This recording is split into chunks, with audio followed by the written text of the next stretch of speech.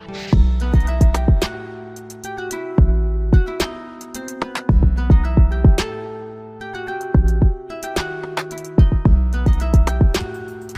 First में हम लोग देखेंगे जियोथर्मल एनर्जी।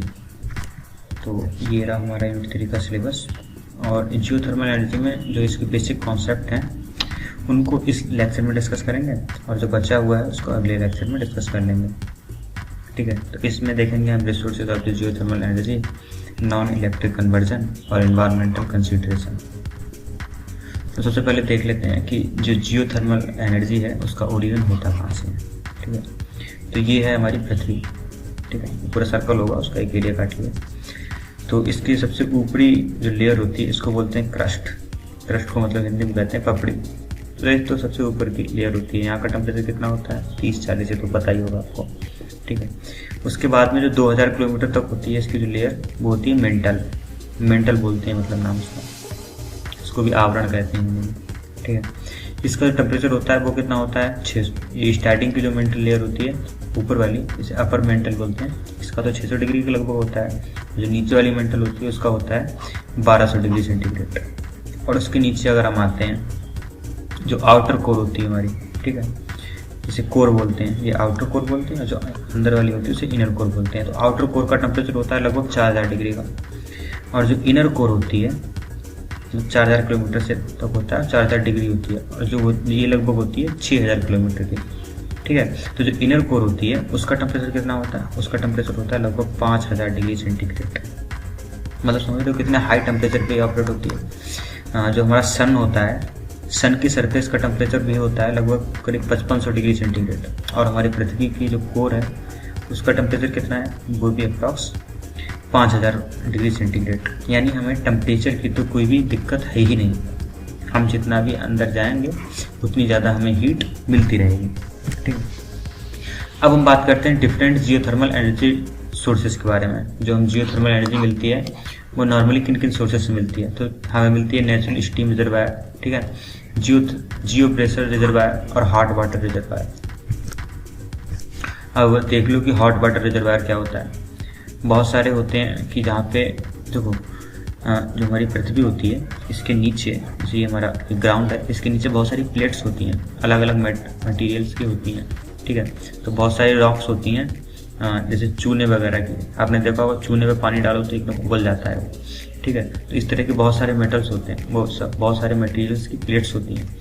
तो उन्हीं की वजह से वो अंदर अंदर रिएक्शंस होती रहती हैं, जिनकी वजह से बहुत सारे एरिया ऐसे होते हैं पृथ्वी के जहाँ पे अपने आप स्टीम बनती रहती है, मतलब स्टीम निकलती रहती है। ज़्यादातर वही होती है जहाँ पे चूने की चट्टानें होती हैं, वहाँ पे ये हॉट वाटर रिजर्वायर आपको मिल ही जाएंगे। कि मतलब जैसे चूने की चट्टान है, इसमें पानी पड़ रहा है तो क्या होता है, वो खौल जाता है, और यहाँ से जहाँ से भी पानी फ्लो होता है वो कैसा होता है, एकदम गर्म सा होता है, और इससे स्टीम भी निकलती रहती है। तो यहाँ पे पहला आपका हो गया हॉट वाटर रिजर्वायर। ये यूएस काफ़ी अवेलेबल रहते हैं। ठीक है, और इसका क्या कर सकते हो आप, इससे आप स्पेस की हीटिंग कर सकते हो ईजिली। ठीक है, इलेक्ट्रिसिटी प्रोडक्शन के लिए इतना प्रेफरेबल नहीं होता, लेकिन किसी एरिया को गर्म करना है तो इसको ईजिली कर सकते हो। दूसरा होता है नेचुरल स्टीम रिजर्वायर। इसमें क्या होता है कि बहुत जगह पे जो नेचुरल गैस होती हैं, ठीक है, उनकी वजह से वो सरफेस पे आने, मतलब प्रेशराइज करती नीचे सरफेस पे आने के लिए, ऊपर के लिए बढ़ती हैं, तो उससे क्या बन जाते हैं, नेचुरल स्टीम रिजर्वायर बन जाते हैं।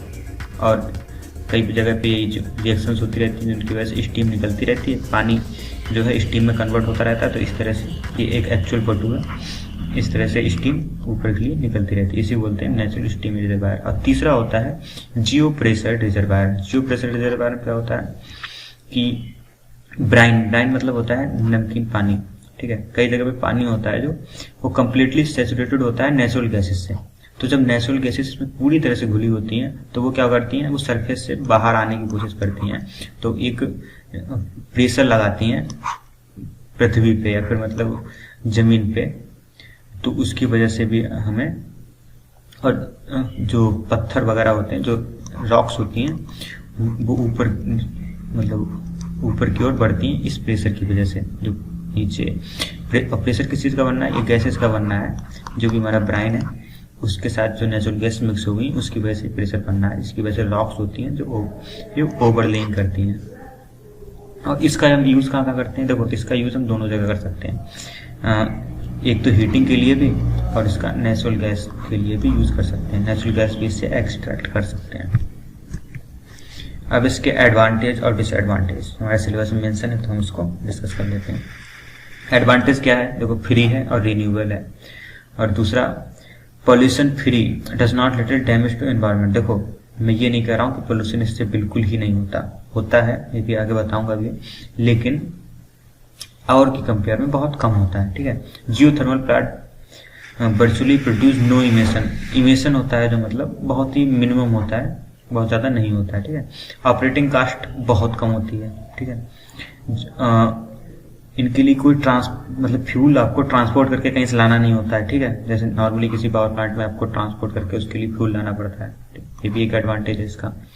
और जैसे सोलर एनर्जी होती है आपकी, वेदर कंडीशन पर डिपेंड करती है। अगर अच्छा है उसके अकॉर्डिंग, धूप अच्छी निकली है तो वो अच्छे से वर्क करेगा, वरना नहीं वर्क करेगा। तो ये किसी भी वेदर कंडीशन पर डिपेंड नहीं करता, ये भी इसका एक फायदा है।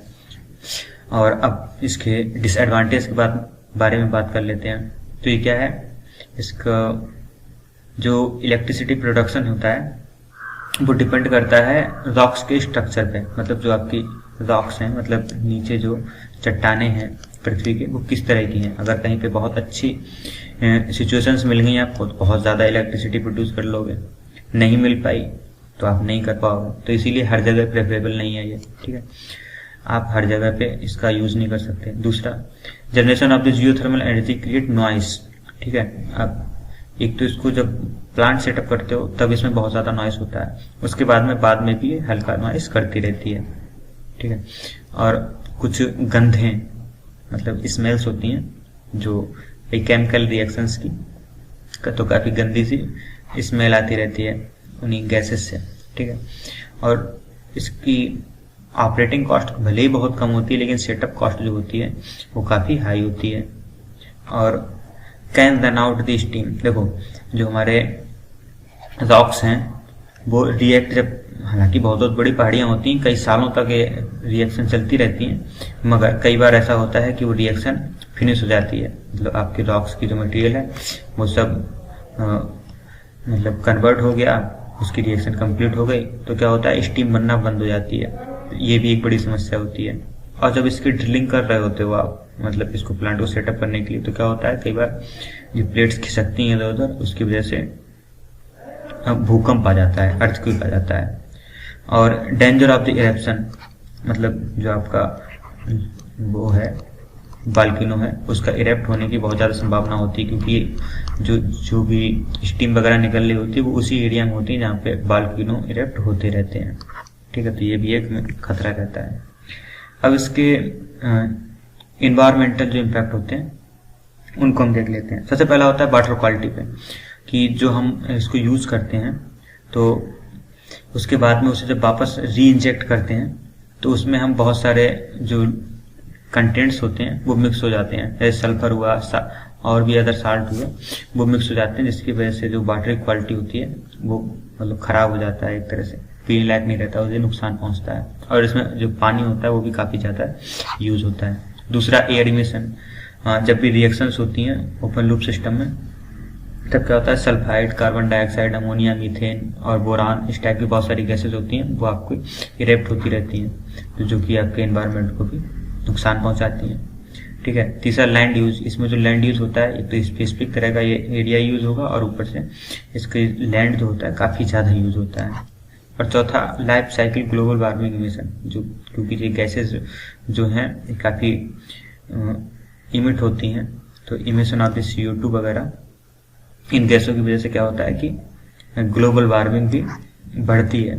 ठीक है। रिस्ट्रिक्शन टू टूरिस्ट इंडस्ट्री, आप टूरिस्टों को अलाउ नहीं कर सकते हो यहाँ पे, क्योंकि ये काफ़ी डेंजरस होते हैं, और ऊपर से इसमें कुछ देखने लायक भी ऐसा कुछ नहीं होता। एक तो शोर कर रहा होता है, डेंजर होता है, तीसरा जो इसकी मतलब जो गैसेज होती हैं वो स्मेल करती हैं गंदी सी। ठीक है। नॉइस पोल्यूशन होता है, बताया था मैंने। माइक्रोसिस्मिसिटी क्या होती है कि हम कुछ फ्यूल को इंजेक्ट करते हैं लुब्रिकेंट के रूप में, ठीक है। वो क्या करते हैं, इसके प्रेशर को इंक्रीज कर देते हैं, जिससे क्या होता है कि छोटे हल्का सा भूकंप जैसा आ जाता है, ठीक है। ज़्यादातर नहीं आता, लेकिन फिर भी ये एक भूकंप सा क्रिएट कर देता है। तो इसी प्रोसेस को बोलते हैं, जो फ्यूल इंजेक्ट किया है आपने प्रेशर को इंक्रीज करने के लिए, इसी को बोलते हैं माइक्रोसिस्मिसिटी। अब हम बात कर लेते हैं इसके इस्तेमाल की। तो सबसे पहला, इसकी जो हीट होती है वो डायरेक्टली यूज की जा सकती है, और दूसरा जो इसकी हीट है वो काफ़ी लो टेम्परेचर यानी करीब 150 से कम डिग्री सेंटीग्रेड पे भी एक्सट्रैक्ट कर सकते हैं। तीसरा, कोई स्पेस की हीटिंग करनी हो आपको, इंडस्ट्रियल प्रोसेस करना हो, क्रॉप्स को सुखाना हो, कहीं पे गर्म पानी की सप्लाई करनी हो, या फिर बर्फ को पिघलाना हो, तो वहाँ पे हम इसका इस्तेमाल कर सकते हैं, ठीक है। स्पेस हीटिंग हो गया। हीट, जब स्पेस हीटिंग कर रहे होते हैं तो उसके लिए क्या करते हैं, हीट पंप को भी यूज करते हैं। हीट पंप को यूज कर लेते हैं। तो हीट पंप का मतलब समझ रहे हैं यहाँ पे, हीट पंप का मतलब है हीट से ही आपका पंप ये ऑपरेट हो जाएगा। It uses little energy for heating, thus save money and reduce pollution. क्योंकि देखो इसमें हीटिंग के लिए एनर्जी आपकी बहुत ही कम चाहिए होती है, तो इससे पैसा बचता है आपका और पोल्यूशन भी कम होता है। सो थैंक्स मेरे साथ इतनी देर बने रहने के लिए, और आप इसकी PDF डिस्क्रिप्शन बॉक्स से डाउनलोड कर सकते हैं। धन्यवाद।